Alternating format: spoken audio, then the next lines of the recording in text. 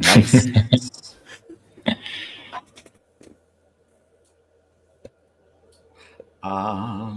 Here we go. So let's talk for a second about the city. I mentioned it when the priests were talking about, or the monks were talking about the mountain.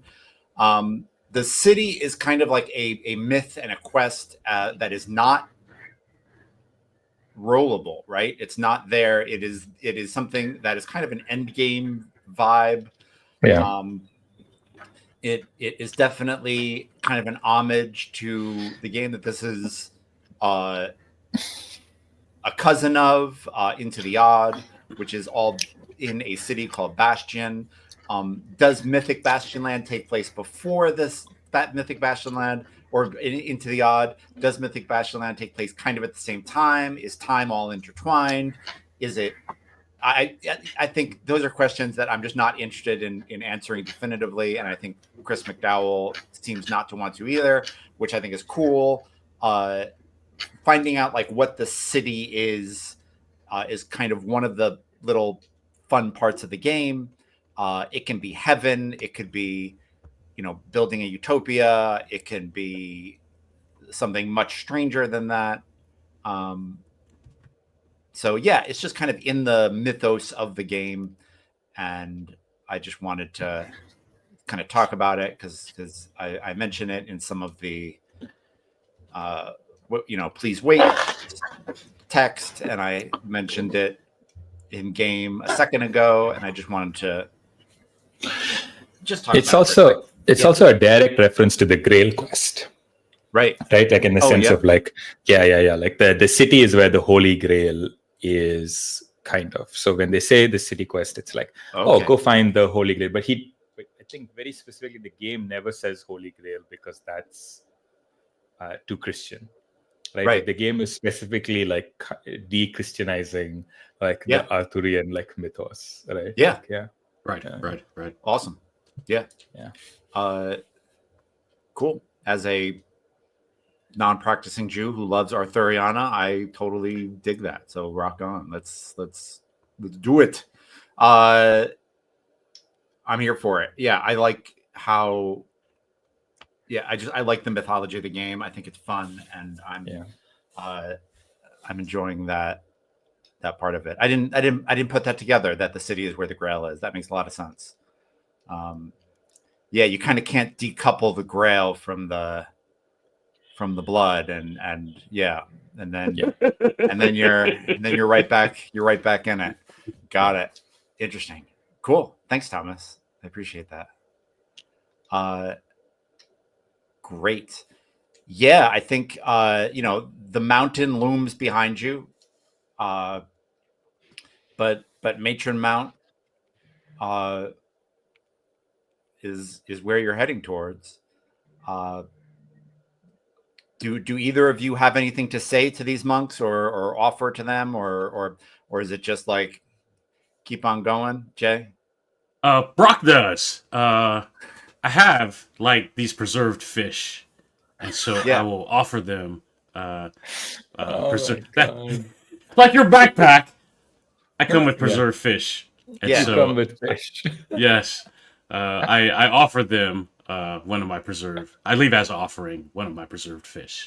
Listen, all knights are made equal. Some people can go to an interdimensional refuge, and some people have fish. It's just the way the city made us. That's right.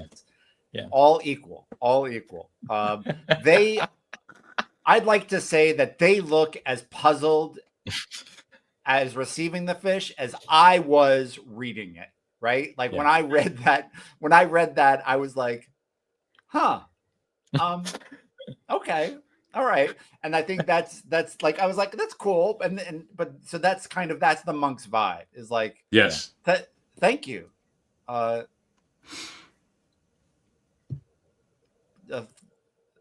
Thank you, Knight.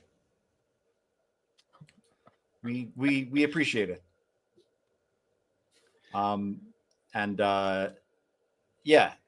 They sit down and start divvying up the fish as you ride away. Did anyone wake up early enough to hear or see Squire Tanet coughing up a pearl, or did you both kind of sleep through that? Oh, that's funny. I think it'd be cool to have seen it. Yeah.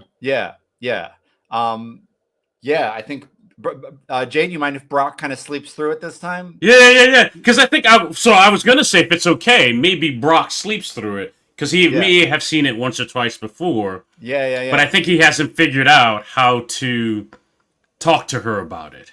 Right. Yeah. I like that that Hex is the one who sees it. I feel like when media studies majors like go over the text of this adventure, they will be like, well, clearly, like it's a metaphor for like an older woman like being a mentor to a younger woman about her body changing, and Nice. that is not what it is. She's a Pearl Knight.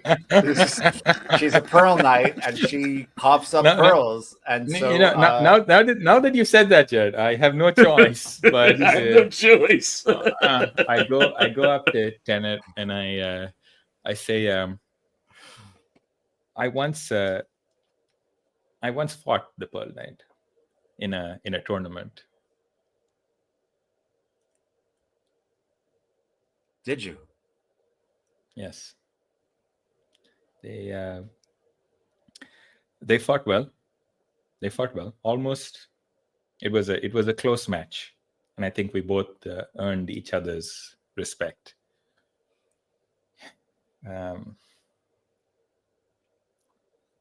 Since you are going to take up their mantle someday, as is clearly what the signs suggest,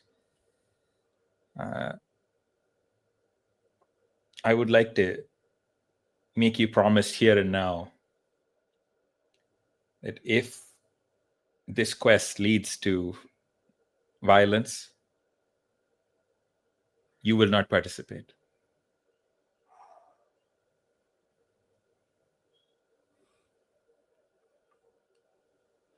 Yeah, like you can see she was ready to say yes to anything you said. And then you said that, and she's like, I can't.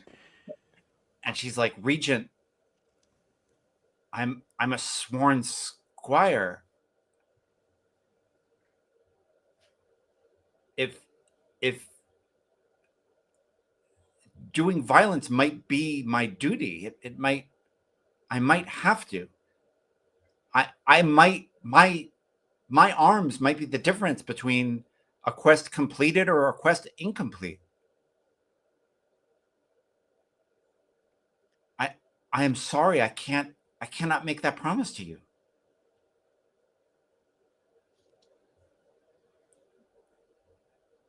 I think she's in tears, like her eyes are just welling up. I think seeing that, like what Hex wants to say is kind of like, I don't need another like death on my hands kind of thing. But she's seeing this and she's like, hopefully you earn glory and come out of this unscathed. But let us just hope then. Yeah.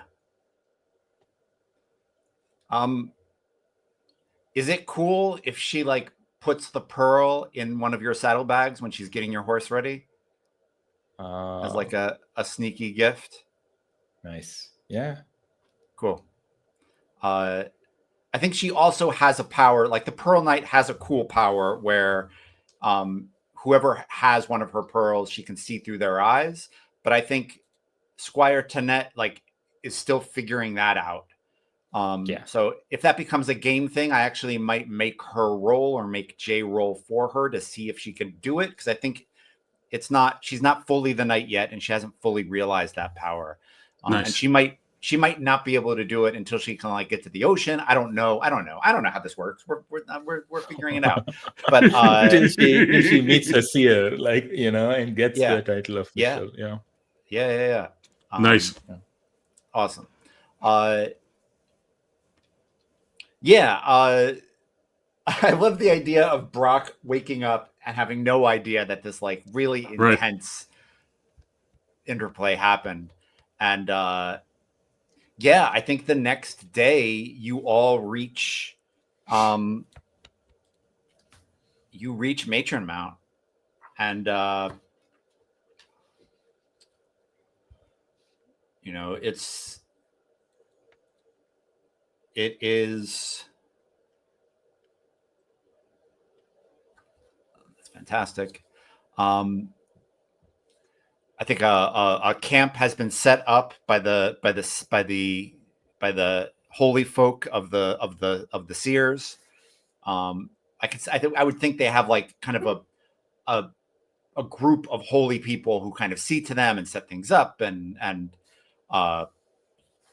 you know, do their admin stuff, send their emails. You know, seers are like, how do I attach this? How do I attach this to the email? I don't understand. Stop. Put the mouse down. I can't. Nice. You are in and out of time. I can't do this. You need to stop trying. Cool. I am going to look at the map real fast. I just want to see. Yeah.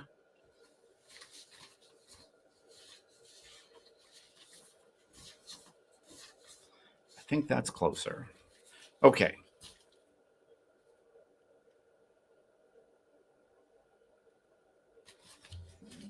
Cool. That was purely for me and my own bookkeeping. Jay is letting dogs in. I will describe a thing in a bit. Yep, here we go. So yeah, I think like in the middle of the camp, on top of this mountain, a tree, you know, is wilting, and it's not just like the rest of the trees, you know, are changing color and becoming these beautiful golds and reds, and this one looks like it's turning to bone. And under the tree are a heap of misshapen bones that seem to sprout from the ground, and they feel, you know, that there's a warmth to them, which is gross. I think there are there are seers around who are looking at it and debating it. If you think one seer was unsettling, a group of them debating is probably even weirder. This is a good time to introduce Jay's seer. Yeah. I can't wait to see how you do this. Yeah. What page is your seer? I'm on page 164. Okay. But I'm in the PDF. Yeah. I'm good. Yeah, I think it's the same. Yeah, you have the purged seer. Does not exist. That's right.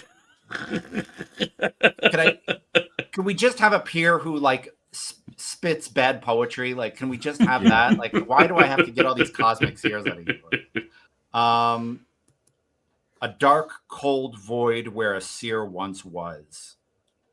Stepping into the void shows features that cannot exist based on the present state of the realm. The void has no agenda, but mostly shows helpful visions tonight. Yeah, I think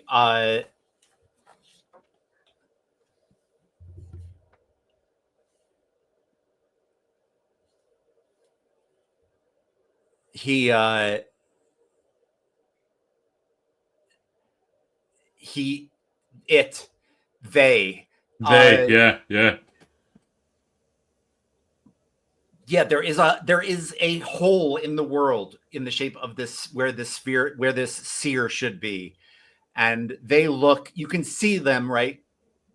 Look at these bones, and I think like it touches the tree, and then it kind of like turns towards you both and like beckons you to like step into the void that is them so they can offer you visions.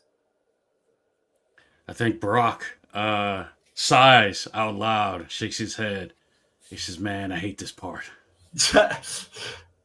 Right? This is how you were knighted, right? Yeah.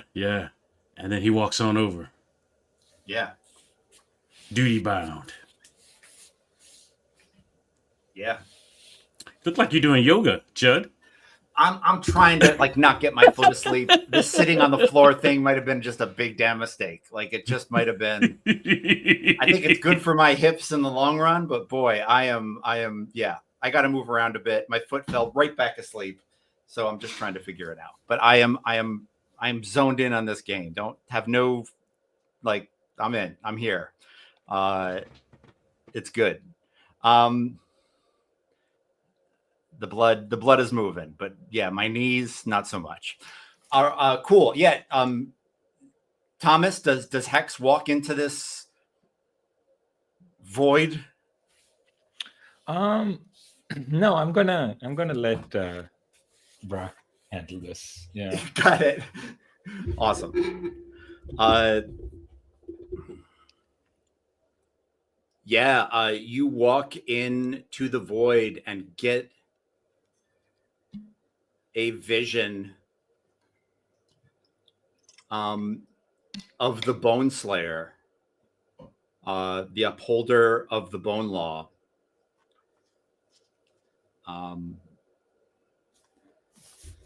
Emerging from ancient catacombs to the west to fight on behalf of all the dead, taking all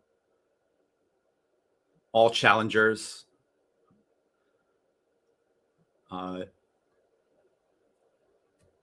Leading groups of skeletal soldiers. They aren't out yet, but they're coming. They're coming. Wow. And is they're this, not. Is this the Dust Knight getting their own quest? Like, is this like a? No, I mean it's not a straight up quest just yet. I think it's at this point it's just a vision, right? It's just a vision of how things could come, or how things could go. Yeah.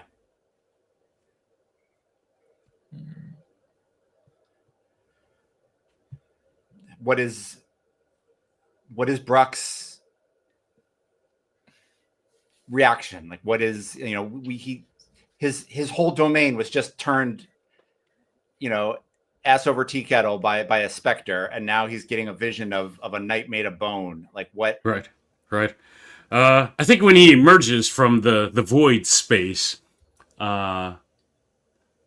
it may be more drama than what it was. I think it's a creepy feeling, right? Yeah. So I think he complains mostly about that. Then he relays what he saw.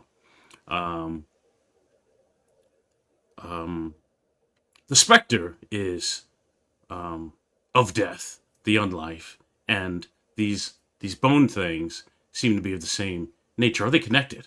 Do you think they're connected?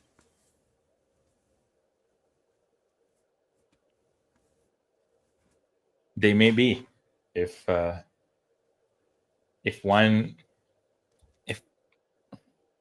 clearly the dead are restless, and the path to the underworld is quicker than we knew, and closer than we knew. And like, this is the worst thing you could have told her. Like, she is like, oh my god, she's like, oh, I can't, like, this is terrifying. But she's like, but you saw nothing of Castian. I did not, and I would tell you if I did, Lord, Why are we on this quest for Castian? Why don't you just be the Lord? Oh, shit. If I'm being honest.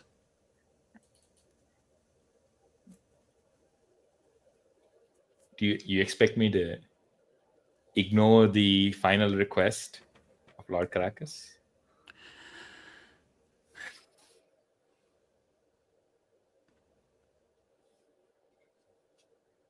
I take my question back. I have no love for his sister. I think, and maybe I said too much.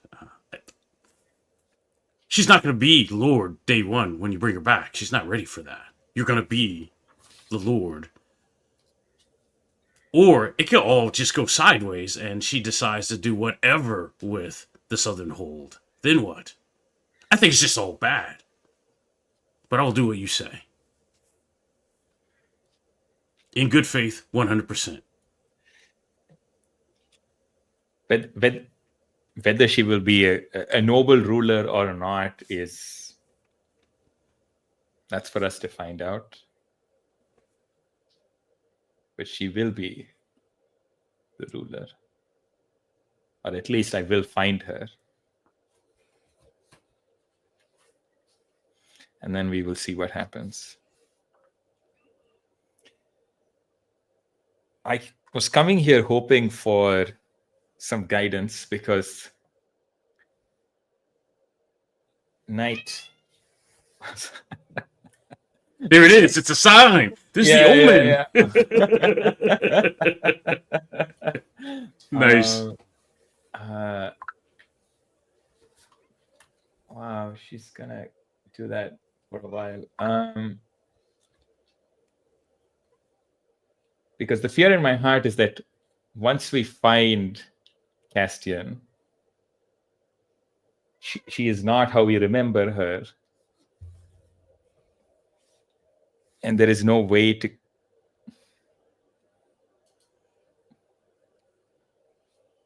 I'm afraid of what we will find. And I'm afraid of having to draw my blade again. And then Brock says, I will draw it for you. I have no doubt what we're going to find. I will be strong when you cannot.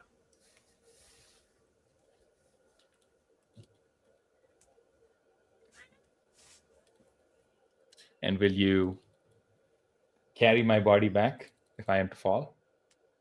I will be the first to fall. Just take care of my squire.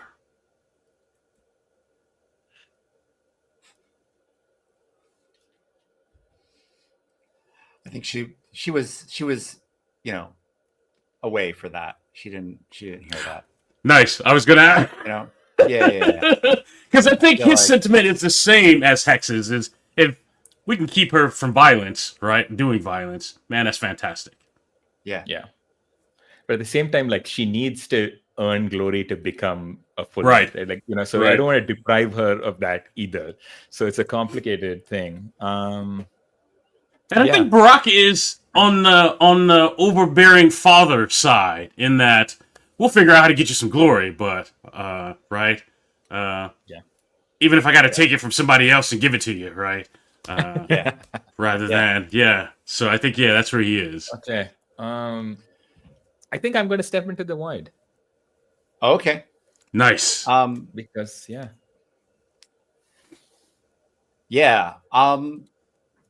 awesome. You step into the void and you are in a dream version of the tomb back in the Southern Holding. And I think there are two, there are cups that you can sip from. One is under a statue of the mountain. One is under a statue of I think it's the mountain, and there's like a peacock on it, right? So it's Castian. If you drink from this is what you'll see. And then there's one of the High Lord, and I think the High Lord is holding a skull. Oh my god. Right? Decked out in armor that is like covered in stars, otherworldly. Screw that Holding a guy. skull. And then the third cup is the Bone Law Knight who you just heard about, like the new fucking problem. Like why? Like this wasn't like what the F? Like we just dealt with a specter, and now there's some other undead jerk wandering, like, possibly who's coming. And I think like you can tell that like the Bone Law Knight is still distant, right? And the other two are much more close. But you can reach out and take those, you know, those chalices and sip from any of them that you want. But like the first one will be the most heady and the one that you. No, I think let's say you know that you are going to be able to take from one and get a clear vision of what the situation is. Which chalice do you choose?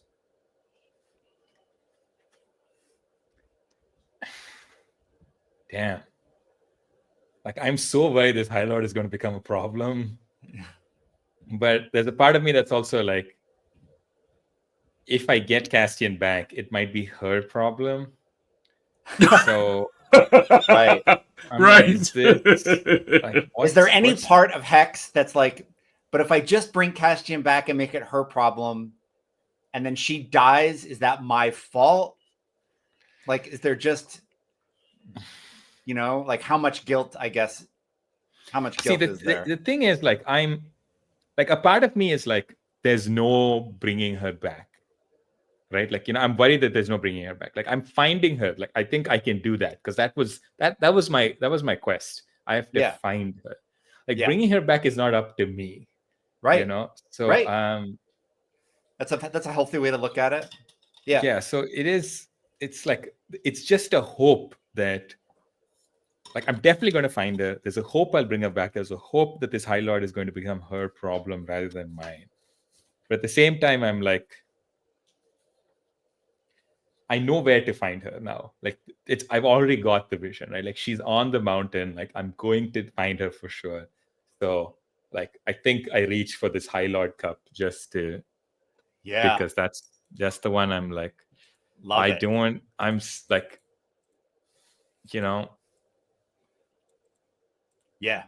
I'm like, you've given me this option for a reason. I feel like this is the seer, like automatically the seer is trying to tell me like, hey, there might be more important things that you could ask me about. Like, that's the way I'm kind of interpreting this. Right? So I'm like, okay. It. Yeah. I love it.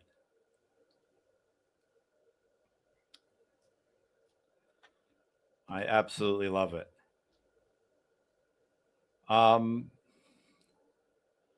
One second. I just want to look at something. Yeah. You see the High Lord, and he's in the dungeon of his castle, and the dungeon is an oubliette, right? So it's like this plinth of rock, larger than any oubliette should really be, right? I think there's like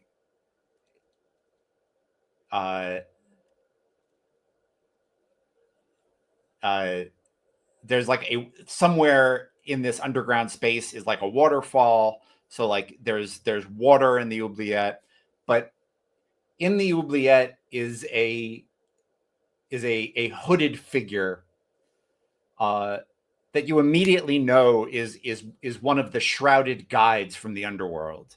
And you remember this, like you remember that like one of your options was to go to the underworld, find one of the shrouded guides, and pay the toll of silver or blood, and that could put the specter to rest. Yeah. And there's a shrouded guide imprisoned in this oubliette of the High Lord, and I think you hear the shrouded guide say, Will you pay your debt in silver or blood? And the High Lord shrugs and says, neither. Rot in my oubliette. And the Shrouded Guide says, there will be consequences to this. And he says, I have banished countless monsters from this realm. Others can deal with some problems for a while. Wow. So it's all his fault is what I'm hearing. Like I think I come out of this void, right? I come out of this like sweating, like maybe there's this sort of like blood on the edge of my mouth. Like I wipe it off, and I'm like, and Brock is like, yeah, it's messed up, ain't it? Yeah. At this point, we realize that Brock at one point was a 16-year-old kid who had to walk into this fucking thing. Yeah. Like at some point, this child soldier had to like walk into a fucking void, and everyone was like, seems like a normal way to grow up. Like he's got to become a man sometime. Like what the heck? Yeah. I love that. I love learning that about Brock and his passion for life. That's awesome. What does Hex say to Brock? I think I just say, after we find Castian, we must pay the High Lord a visit. Yeah, and I think Brock is like shocked silence, right? Because that's not what he expected to hear, right? He's stupefied. He doesn't know what to say to that. Because that's a lot. Right. I look at him and I say, sometimes to protect the realm means doing something you never imagined. All right, then.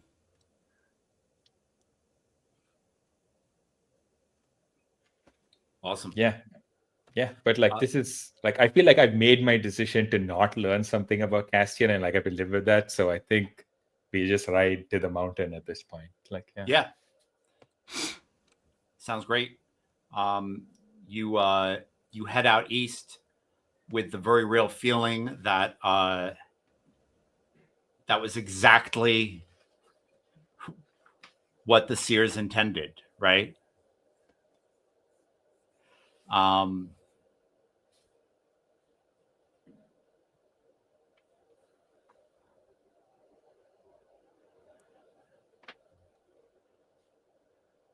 Yeah.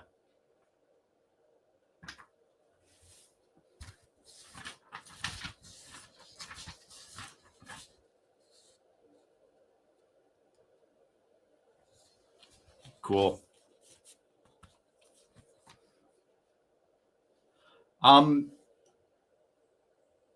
You both start moving towards the mountain, and immediately, like it's almost like as soon as you start moving towards it, like it's like you're already climbing, right? It just the air starts to get thinner. Like the landscape just starts to move up as soon as you start moving towards it. Things get difficult. You both lose 4 vigor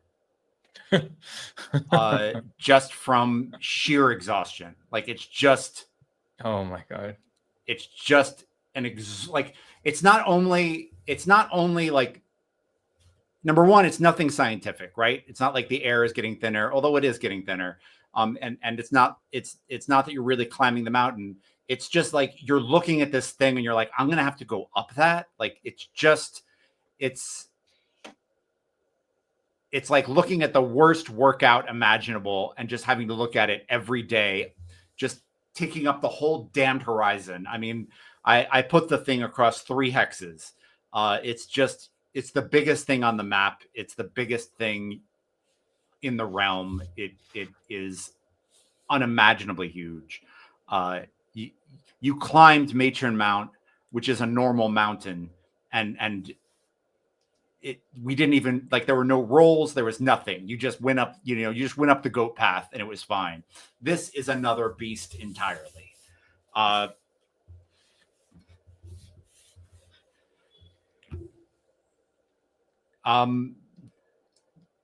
You are making camp after the first night, and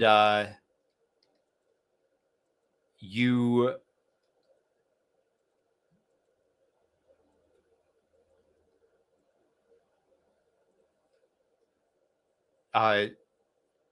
Squire Tanet comes back from collecting wood and says, "Could you both come with me? I need to show you something."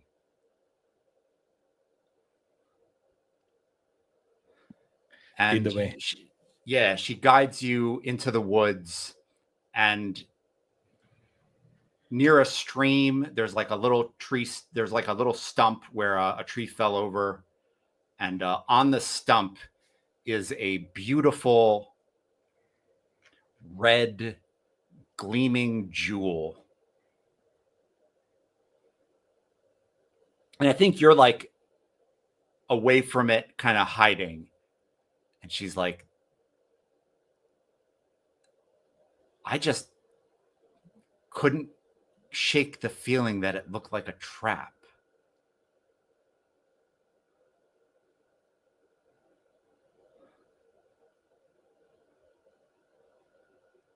And I vomit a pearl every night. I don't need jewels.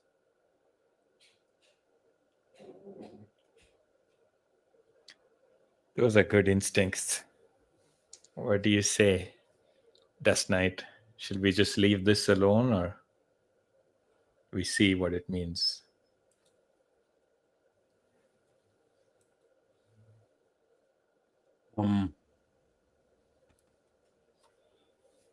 Oh, he says, what do we come here for? What's our main thing? To find Castian. Does it have something to do with Castian? I don't think so. Let's leave it alone. Nice. Yeah, I think you leave it and don't see the crag cats that have come down from the mountain, laying in wait, that leave gems as bait. Whoa! Wow. And I think like the pair of crag cats kind of look at each other, tails twitching, a little bit still cat-like, still like, well, they probably don't talk, right? We're not full Disney here, but Yeah. Right. They also leave gems out for bait, so they're not just fucking cats. Like, these are not just hunting cats. Yeah. And I think they're big, right? They are as big as tigers, and they're pretty intense. Yeah, they exchange a glance and go to find easier prey. Cool. We're getting towards 10. It's 2 minutes to 10. I feel like anything we push on now is going to kind of push us over the end. I thought at the end of this game we would go forward in age, but maybe we go forward in age. Maybe we don't. Maybe we go forward in age in the middle of next game.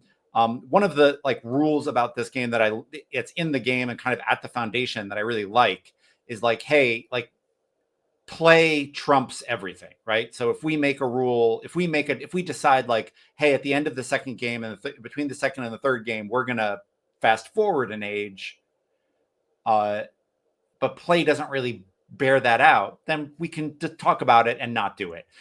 We can also say that, we can also get weird and say well, traversing the mountain takes a really long time and it's 20 years. But right. I'm not in love with that, but we can talk about it.